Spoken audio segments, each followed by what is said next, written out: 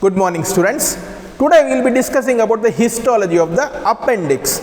So what are the important identifying features of the appendix? So in appendix you can see once again crypts as you saw in the colon. So the structure of the appendix is very similar to colon in that they have the crypts and the lining epithelium is simple columnar epithelium and you have plenty of goblet cells. So it is very similar to the structure of colon, but in the submucosa you see that prominent lymphatic nodules. So prominent lymphatic nodules are present in the submucosa, which helps us to identify this slide as appendix. So appendix is the structure very similar to colon, but they have prominent lymphatic nodules.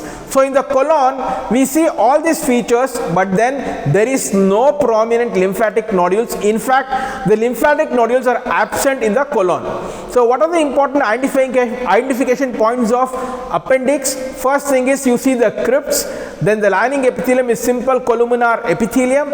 You see plenty of goblet cells, just like what you saw in colon. Then you see the muscularis mucosae. Then in the submucosa you are seeing large aggregation of lymphatic nodules. But one thing you should know that in this particular photomicrograph we are not able to see the muscularis externa and serosa.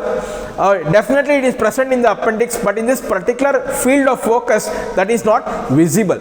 So the lining epithelium is simple columnar epithelium, plenty of goblet cells and large aggregation of lymphatic nodules in the submucosa.